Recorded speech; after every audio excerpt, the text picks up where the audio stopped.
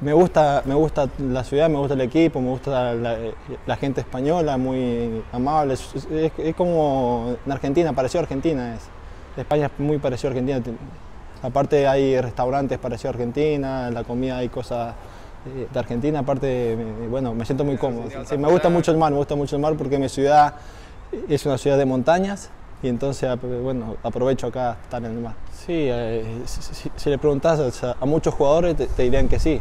Es una ciudad muy linda, espectacular, de buen clima, buena gente y la verdad que tiene lo mejor que es el mar.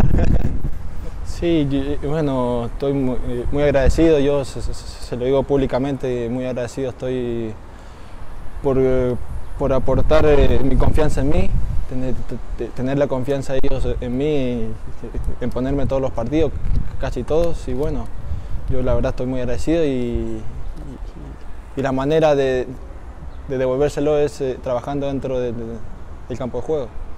Y me siento más cómodo si hay 5 delanteros al lado mío, me siento más cómodo así, claro.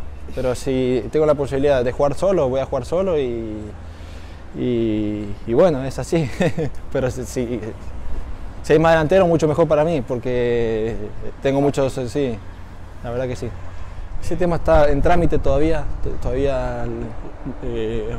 o sea, lo he empezado a hacer, pero está en trámite, eso demora bastante, pero yo, depende mucho también si puedo jugar con la selección de Ucrania, si el técnico de la selección me llama, pero en este caso no ha pasado, entonces pero yo me siento muy tranquilo aquí, ¿viste? Y si en un futuro me llama, estaré muy feliz.